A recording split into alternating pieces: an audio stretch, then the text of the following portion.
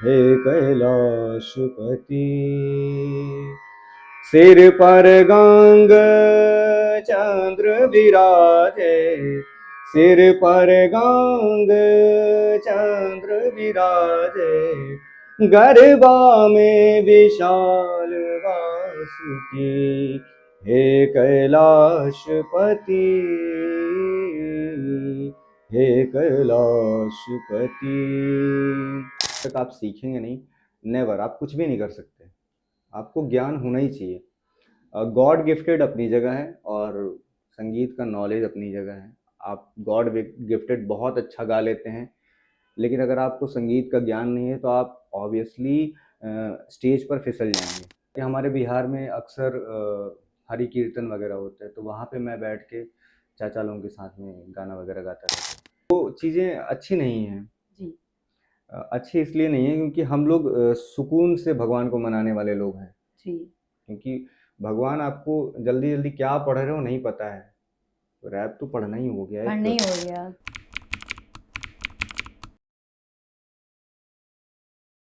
नमस्कार, मैं आस्था पांडे और आपकी खबर में आपका बहुत बहुत स्वागत है। अक्सर आपने देखा होगा हमारे चैनल में और हमारी वीडियोस में कई बड़े बड़े पर्सनैलिटीज का हम इंटरव्यू करते हैं और ऐसी ही एक बड़ी पर्सनैलिटी आज हमारे साथ मौजूद हैं, जिनका सबसे पहले तो कैमरे में बहुत बहुत स्वागत है।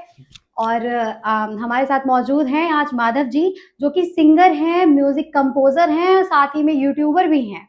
तो आपका सर अगेन बहुत बहुत ज्यादा स्वागत है। और अब हम इनसे जानेंगे इनकी सबसे पहले इंस्पिरेशन क्या थी, गाना लिखना कहाँ से इन्होंने सीखा, क्या है, इन सबके बारे में जानेंगे। तो सर हम आपसे सबसे पहले ये जानना चाहते हैं कि आपका म्यूजिक को लेके क्या इंस्पिरेशन था, मतलब आपके दिमाग में म्यूजिक कहाँ से आया?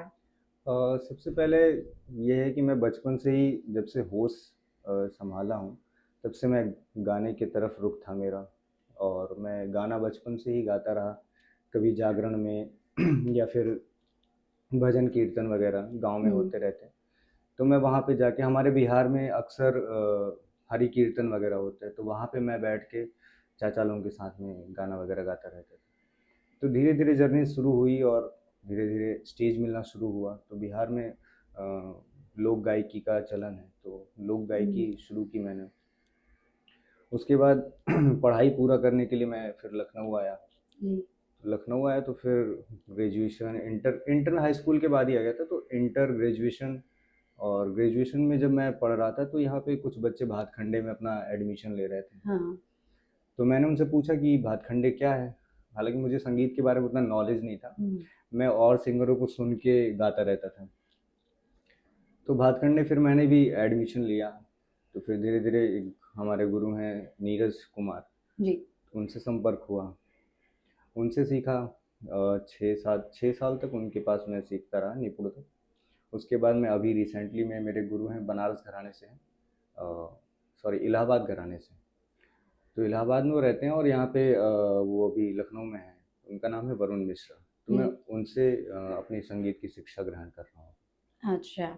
तो जैसे कि आपने बताया कि आप बचपन में चाचा लोगों को देखकर और वहाँ पे जो परफॉर्म होता था आप उसमें लोकगीत वगैरह गाते थे। हाँ, तो फोक हम सॉन्ग। चाहते हैं कि आप हमारे कैमरे में थोड़ा-सा लोकगीत के बारे में बताएँ और थोड़ा-सा उसको गुनगुनाएँ भी।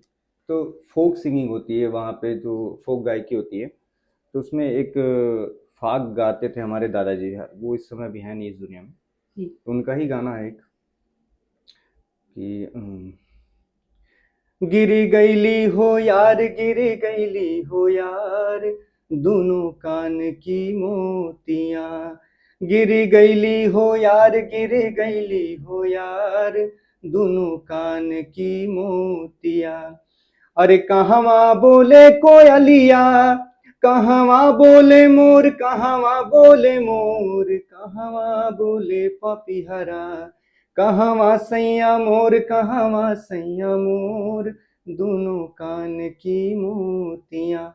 ये हमारे दादाजी गाते थे फाग। अच्छा। तो मतलब मुझे अच्छा बहुत लगा, म्यूज़िक भी बहुत अच्छी लगी, लेकिन आपने क्या बोला वो मेरी नहीं समझ में आया। वो हाँ, थोड़ा-सा आप एक्सप्लेन कर दीजिए। मतलब एक लड़की है हुँ। शादीशुदा, तो वो बेड पे उसका कान का गिर जाता है, तो वो बोलती है कि गिर गईली हो यार, अपने साजन को बोलती अच्छा। है, कहाँ कान की मोती गिर गई मेरी। तो इस टाइप का उस पे एक्सप्लेनेशन है। तो अच्छा बोलती अच्छा। है कहाँ बोलती है कोयल, कहाँ बोलती है मोर। मोर, अच्छा मोरिया मीन्स मोर। हाँ। ओके। सो अच्छा, तो अब आप हमें ये बताइए कि आपने जो पहला गाना लिखा वो कौन जी। सा लिखा? पहला गाना लिखने के पीछे एक राज है कि मैं लखनऊ में उस टाइम नया नया आया था, तो मुझे अपनी मम्मी की बहुत याद आती थी। जी। मैं छोटा भी था बहुत, तो मैं ऐसे ही बैठा था तो मेरे दिमाग में आया कि चंदा मामा की लोरी। हम्म। मम्मी लोग अक्सर गाती हैं। खाना खिलाते समय हाँ। वो गाती रहती थी, चंदा जी। मामा की लोरी, हम्म दूध भात की कटोरी। हम्म हम्म हम्म, हम्म। तो उसी से इंस्पायर होके मैंने फिर ये गाना लिखा कि चंदा मामा की लोरी, दूध भात की कटोरी। अच्छा, अब जैसे कि आपने बताया कि माँ की याद में गाना लिखा गया था और आपने उसको लिखा और सब, मतलब लेकिन अच्छा वर्ड्स का सिलेक्शन कैसे करते हैं, क्या करते हैं? क्योंकि अब कभी-कभी हम भी सोचते हैं कि हम कुछ लिखें, लेकिन वो लिखना इतना आसान नहीं होता है शायद। हाँ, तो वो वर्ड्स का जो सिलेक्शन था वो कहाँ से आया और कैसे आपने उसको पुट किया और सारे वर्ड्स को इकट्ठा करके कैसे एक्सप्रेस किया? वर्ड्स आते हैं मैम। हुँ, कहा जाता है गॉड देते हैं। गॉड देते हैं, यस हम एग्ज़ैक्टली। कितना भी बैठ जाएं लिखने, नहीं लिख नहीं पाएंगे। लिख पाएँगे। लेकिन जो राइटर्स होते हैं, जो कंपोज़र होते हैं, उनको ये चीज़ें अपने आप आती हैं। हुँ, इन द सेंस कि भगवान का एक आशीर्वाद है कि वो मिलता है। हाँ, थोड़ा बहुत बुक्स वगैरह पढ़ना चाहिए, अच्छे शब्दों का कलेक्शन होना चाहिए आपके पास। जी। तो मैं बुक्स भी पढ़ता हूँ, तो इस वजह से थोड़ा-सा मेरे साथ रहा कि हाँ, अच्छे शब्द भी रहे और कुछ चीज़ें अगर नहीं आती हैं, तो मैं ढूँढता हूँ कि किसी की कविताएँ सुन लिया जी। यूट्यूब पर, हुँ। माँ से रिलेटेड, तो उनसे वर्ड्स को निकाल लेता हूँ। हुँ। और फिर क्योंकि काफ़ी एक बड़ी बात होती है ना, क्योंकि कई सारे वर्ड्स हमारे पास होते हैं, फिर उनको एक साथ पिरोना और फिर उसको एक्सप्रेस करना वो बहुत बड़ी चीज़ हो जाती है। राइमिंग सब मैटर करता है, राइमिंग कैसी है आपकी। जी। अगर संगीत में जो मुखड़ा है, अगर मुखड़े के हिसाब से अगला अंतरा जब आता है, अगर उसकी राइमिंग नहीं मैच कर रही है, ड्रॉप नहीं आ रहा है, तो फिर गाना लिखना बेकार है। जी। काफ़ी सारे मैंने देखे हैं सिंगर्स को जिनका राइमिंग्स मैच ही नहीं करती है। वो कुछ भी गाते हुए नीचे चले जाते हैं, फिर लास्ट एंड में आके राइमिंग मैच नहीं की, फिर भी गाने को मैच करा दिया। बिल्कुल, बिल्कुल। तो अच्छा, क्योंकि मैंने कई सारे देखे, मतलब जो लोग घर में होते हैं, जैसे कि आपने बताया कि आपके आस-पास में वो गाने हुआ करते थे, लोकगीत होती थी, तो वहाँ से आपको एक तरह से इंस्पिरेशन मिला तो आप हुँ। आगे बढ़े। हम भी आस-पास में देखते हैं कि हमारे पास कुछ ऐसे बच्चे होते हैं, छोटे होते हैं, बड़े होते हैं, उनको गाना बहुत अच्छा आता है, उनकी हुँ। आवाज़ में वो लय होती है, वो सुर होता है, बट उनको पता नहीं है कि उनको आगे कैसे क्या करना है, तो मैं चाहती हूँ कि आप उनके लिए कुछ बताएँ? उनके लिए सबसे बेसिक चीज़ है कि आप शास्त्रीय संगीत सीखें। क्लासिकल म्यूज़िक जब तक आप सीखेंगे नहीं, नेवर, आप कुछ भी नहीं कर सकते। आपको ज्ञान होना ही चाहिए। गॉड गिफ्टेड अपनी जगह है और संगीत का नॉलेज अपनी जगह है। आप गॉड गिफ्टेड बहुत अच्छा गा लेते हैं, लेकिन अगर आपको संगीत का ज्ञान नहीं है तो आप ऑब्वियसली स्टेज पर फिसल जाएँगे। मीन्स आपके कहने का है कि अगर हम अच्छा गा लेते हैं बट हमें ज़रूरत है कि क्लासेस अटेंड करना है, हमें वहाँ से पढ़ाई करना है, ऐसा कुछ आप कहना हाँ, चाहते हैं? नॉलेज होना चाहिए संगीत का। अगर आपके पास नॉलेज नहीं है संगीत का तो आप बिल्कुल स्टेज पे मार खा जाएँगे। अच्छा, अच्छा, संगीत की नॉलेज के बारे में थोड़ा-सा कुछ बताइए, बेसिक क्या नॉलेज होना चाहिए मीन्स? बेसिक आपको हमारे लखनऊ में भातखंडे संगीत विद्यापीठ है, भातखंडे है और भी प्रयागराज संगीत विद्यापीठ है। ऐसे सारी संस्थाएँ हैं, हुँ, कॉलेजेस हैं, वहाँ पे जाके एडमिशन लेना चाहिए लोगों को, जो भी सीखना चाहते हैं। और मैं ये कहूँगा कि बेसिक से शुरू करें। सारेगामा पाधा नीसा जो भी है, उसको बेसिक से शुरू करें क्योंकि जब तक इसका रियाज़ नहीं होगा तब तक आप आगे के राग वगैरह गाने में आपको बहुत परेशानी होती है। जी। अच्छा सर, ये मैंने भी सुना है, मतलब बचपन में जब हम मूवीज़ देखते थे तो उसमें आता था सा रे गा मा पा धा नी सा वगैरह-वगैरह आती थी चीज़ें। हाँ, बट और हमने उसमें भी देखा है जो पियानो होता है उसमें सा रे गा मा पा धा नी सा लिखा होता है। ऑल लेकिन वो इंस्ट्रूमेंट में होता है। हाँ, ऑल इंस्ट्रूमेंट में होता है, लेकिन उसमें मतलब क्या होता है? वो कैसे क्या प्ले किया जाता है? क्योंकि हम लोग तो उस फील्ड से हैं ना, बिल्कुल उस बारे में नहीं देखिए पता। हारमोनियम हो, पियानो हो, कैसियो कुछ भी हो, हुँ, उसमें बेसिक चीज़ है कि सा कहीं से भी शुरू हो सकता है। जी। उसका एक गणितीय नियम है हुँ, कि सा, रे के बाद जो भी है गा, हुँ, फिर गा के बाद कोई गैप नहीं होता। गा के बाद अच्छा। डायरेक्ट एक सीधा मा पे जाता है। ओह! इसके बाद सा, फिर सा के बाद कोमल रे, फिर हुँ, शुद्ध रे, अच्छा। फिर उसके बाद कोमल गा, शुद्ध गा। गा के बाद सीधा मा लगता है, फिर मा का तीव्र होता है, अच्छा, अच्छा, उसका कोमल नहीं होता। सिर्फ 5 विकृत स्वर होते हैं। अच्छा। रे, गा, मा, धा, नी। अच्छा, ठीक है, तो हमने इन सब चीज़ों के बारे में समझा, बहुत अच्छा लगा हमें जान के। और अब हम ये जानना चाहते हैं और उस बारे में सुनना चाहते हैं, जो आपके जो यूट्यूब पे मैंने काफ़ी सारे सॉन्ग्स देखे हैं, आपकी मैंने प्लेलिस्ट हाँ जी, देखी, जिसमें आपका कुछ भोजपुरी सॉन्ग्स भी थे और साथ में कुछ बॉलीवुड वाले भी थे हाँ जी, और थोड़ा-सा ट्रेडिशनल वाले पूजा पाठ वाले भी सॉन्ग्स हाँ थे। जी। अभी मैं महादेव का मैं बहुत बड़ा भक्त हूँ। अच्छा। तो काफ़ी साल पहले मैं सबके लिए गाने लिखता हूँ। हुँ, तो मैंने ऐसे ही भगवान से बोला कि भगवान मैं आपके लिए कब गाना लिखूँगा। हुँ, कुछ ऐसी ऐसी चीज़ें दीजिए, हुँ, ऐसी कॉम्पोज़िशन दीजिए, हुँ, जिसे लोग सुने तो कहें कि नहीं कोई कॉम्पोज़िशन हुँ, हुई है। तो मेरे दिमाग में ऐसे ही सोया था रात में करीब 12:30 हो रहे होंगे। मेरे दिमाग में ऐसे ही रील्स वग़ैरह देख रहा था, तो हमारे गुरु के पिताजी की एक रील्स आई, तो उसमें वो गाएँ धग धग धग ज्वल ललाट पट्ट पाव के, तो राग दरबारी में है। हुँ, तो मेरे दिमाग में उसी धुन से रिलेटेड एक चीज़ आई, हे हे कैलाशपति, हुँ। हे कैलाशपति। तो वहाँ से फिर चीज़ें बनती चली गईं। फिर मैंने उसके ऊपर काम शुरू किया और 1 हफ्ते के अंदर गाना हमने कंप्लीट कर लिया था। 1 हफ्ते के अंदर गाना कंप्लीट हो गया। हाँ, मतलब आपने वो सुना, उसके बाद आपने वर्ड्स पिरोना स्टार्ट कर दिया और लिखा गाना और गाना हाँ। स्टार्ट। अच्छा, फिर तो वो जब आप वर्ड्स लिख लेते हैं फिर आप कहाँ पे, क्या स्टूडियो वगैरह में जाते हैं गाने के लिए कि खुद से हाँ, खुद का सेटअप है, क्या है? नहीं, नहीं स्टूडियो है, मेरा खुद का नहीं है। हुँ। अर्जुन टंडन जी का स्टूडियो है लखनऊ में, 5 स्टार स्टूडियो है, बहुत बड़ा स्टूडियो है। तो इस गाने को लेके उनके पास गए तो वो भी काफ़ी तारीफ़ की हमारी। फिर उन्होंने म्यूज़िक दिया, तो हुआ कि इसमें लाइव कुछ बजवाते हैं। हुँ, तो कहा उन्होंने कि हमने कहा कि इसमें लाइव तो चाहिए, हुँ, क्योंकि जो फ़ील है वो डमरू का और रौद्र फ़ील है। तो एक अभिषेक मिश्रा करके हमारे जानने वाले मित्र हैं, तो उन्होंने इस गाने में पखावज प्ले किया है। मोहित पखावज क्या होता है? पखावज एक इंस्ट्रूमेंट है। अच्छा, अच्छा। जी, तो वो आटे की उसमें वो लगती है, लेप लगती है एक साइड और एक साइड वो पखावज को काट के तबला बना है। ओह! तो उसको अमीर खुसरो साहब ने हाँ। पखावज को काट के तबला बनाया था। अच्छा, अमीर अच्छा। खुसरो बहुत बड़े संगीतज्ञ हाँ, थे, बहुत हाँ, बड़े जानते लेखक हैं। थे। जी, जी। तो उन्होंने फिर पखावज हमारे उस गाने में प्ले हुआ। तो अभिषेक मिश्रा बहुत अच्छे प्लेयर हैं पखावज के, हाँ, कथावाचक भी हैं वो। अच्छा। और मोहित हैं, मोहित का पूरा टाइटल नहीं मुझे पता। मोहित एक मित्र हैं, वो तबला बजाते हैं। हुँ, तो फिर उनको हमने कॉन्टैक्ट किया कि तबला की ज़रूरत है आपकी भाई। हुँ, तो उन्होंने फिर तबला वगैरह भी प्ले किया, तो गाना हुँ। बहुत अच्छा बना, बहुत अच्छा है ये हम गाना। चाहते हैं कि आप हमारे ऑडियंस को थोड़ा-सा गाना महादेव वाला जो आपने अभी गाया था वो सुनाएँ।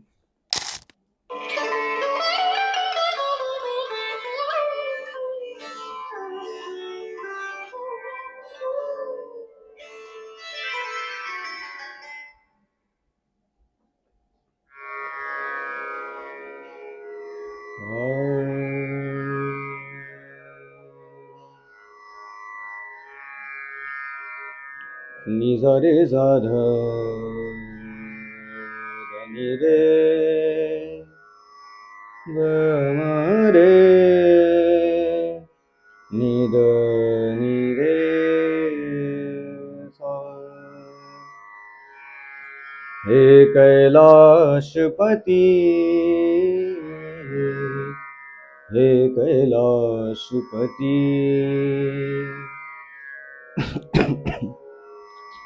हे कैलाशपति, हे कैलाशपति। सिर पर गंग चंद्र विराजे, सिर पर गंग चंद्र विराजे, गरबा में विशाल वासुकी। हे कैलाशपति, हे कैलाशपति। आंग आंग भस्म लपेटे, आंग आंग भस्म लपेटे, कानन बिछुआधारी, भूत परेत नांदी नाचे भूत परेत, नांदी नाचे नाचे ओ घरदानी, डम डम डम डम डमरू बाजे, डम डम डम डम डमरू बाजे, नाचे शिव राजधानी। हे कैलाश पति, हे कैलाश पति। ये 4 अंतरे का गाना है, जी तो काफी लॉन्ग टाइम हो जाएगा, तो बाकी हाँ, व्यूवर्स इतना- हमारे यूट्यूब पे सुन सकते जी जी हैं। बिल्कुल, आप हाँ बंद कर सकते हैं। गाना सच में बहुत बढ़िया था और गाना सुन के ऐसा लगा कि वो एकदम दिल को छू गया।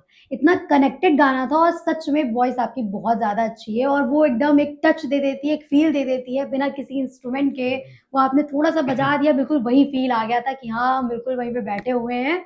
बहुत अच्छा था। Thank you. तो अच्छा, तो आप हमारे ऑडियंस को टिप्स क्या देना चाहते हैं जो आजकल के बिगिनर्स हैं, जो आजकल सिंगिंग में अपना करियर बनाना चाहते हैं, उन बिगिनर्स को आप क्या टिप्स देना चाहते हैं? उनको यही कहना है कि रैप छोड़िए, हमारी जो कल्चर है, हमारे जो संस्कृति है, उसको अपनाइए। क्योंकि अगर हम ही भूल जाएंगे वो चीज़ें, तो फिर कौन याद रखेगा उसको। आगे चल के ये चीज़ें भूलती चली जा रही हैं। रैप किन के लिए? रैप विदेशियों के लिए है। हम लोग तो शास्त्रीय गायन वाले लोग हैं, हम लोग अपनी संस्कृति से जुड़े हुए लोग हैं, तो हमें वैसा ही गाना है, वैसा ही कंपोज करना है। ऐसा नहीं है कि हमारी संगीत या हमारा कल्चर खराब है। आप हर चीज़ का रीज़न है, हर चीज़ का कुछ ना कुछ मतलब है। और बेसिक सीखें, क्योंकि बेसिक जब तक नहीं आएगा तब तक आप आगे कुछ नहीं कर सकते हैं। राग गाने में या फिर कोई भी धुन बनाना है आपको, या जी। कोई भी चीज़ें करनी है, तो उसमें राग की ज़रूरत पड़ती है, लय की ज़रूरत पड़ती है। हमारे सर कहते हैं कि बेसुरा चल जाएगा लेकिन बेताला नहीं चलेगा। बेताला नहीं चलेगा, क्योंकि अक्सर आजकल हम देख रहे हैं यूथ्स में वो क्या बनाते हैं उनको ये सब नहीं समझ में आ रहा है, क्या भगवान का है, क्या वो है। हाँ, उनको बस समझ में आ रहा है, बस रैप बनाए डाल रहे हैं। नहीं, वो चीज़ें अच्छी नहीं हैं। जी अच्छी इसलिए नहीं है क्योंकि हम लोग सुकून से भगवान को मनाने वाले लोग हैं। जी क्योंकि भगवान आपको जल्दी जल्दी क्या पढ़ रहे हो नहीं पता है, तो रैप तो पढ़ना ही हो गया पर एक। नहीं हो गया। ठीक है, भगवान को मनाया जाता है सुर से। जी अगर हम नॉर्मली बोले ओम नमः शिवाय, हम्म, नहीं उतना एट्रैक्टिव है। लेकिन अगर यही चीज़ हम लोग थोड़ा सा सुर में गाएं, ओम नमः शिवाय, तो वो बात जल्दी पहुंचती है। कहीं ना कहीं भगवान को भी वो कनेक्ट करती है और अट्रैक्ट करती है। हाँ, कहा गया है, शास्त्रीय संगीत में कहा गया है कि संगीत पहला एक साधन है मोक्ष का। पहला साधन है मोक्ष का, और उसमें भी सर्वप्रथम साधन है गायकी। गायकी बिल्कुल। तो जैसे कि अभी हमें माधव जी ने बताया कि उनका कई सारे जो उनके अभी तक की आ चुके हैं, जैसे कि भोजपुरी सॉन्ग्स भी आ चुका है और ट्रेडिशनल सॉन्ग्स भी आ चुके हैं, साथ ही में हिंदी सॉन्ग्स भी आ चुके हैं। तो अब कोई कसर इन्होंने नहीं छोड़ी है, अब इनका आने वाला है पंजाबी सॉन्ग। तो पंजाबी सॉन्ग अब आने वाला है, सर डेट क्या है? अप्रैल के बाद। अप्रैल के बाद आने वाला है। और सर अपना स्टूडियो का नाम बता दीजिए और कब तक आने वाला है और कैसे उसको वहां तक की पहुंचेंगे। और सर का चैनल है, लाइक जरूर कर दीजिएगा, सब्सक्राइब जरूर कर दीजिएगा, सर को सपोर्ट जरूर कर दीजिएगा। Thank you. मेरे चैनल का नाम है वीमा स्टूडियो, और वीमा भक्ति के नाम से 2 चैनल है। एक और चैनल है वीमा रिकॉर्ड्स भोजपुरी। 3 चैनल है हमारे, जिसपे 3 अलग अलग लैंग्वेज में गाने आते हैं। तो भक्ति पे भक्ति सॉन्ग आते हैं, और हिंदी वाला सॉन्ग है जिसका नाम है वीमा स्टूडियो। उसी पे पंजाबी सॉन्ग आएगा हमारा, जिसका नाम है यारी यूपी 32।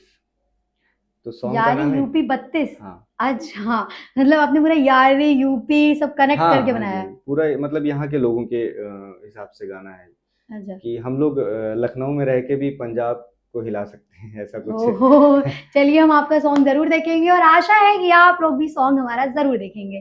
सॉरी, हमारा नहीं, सर का सॉन्ग।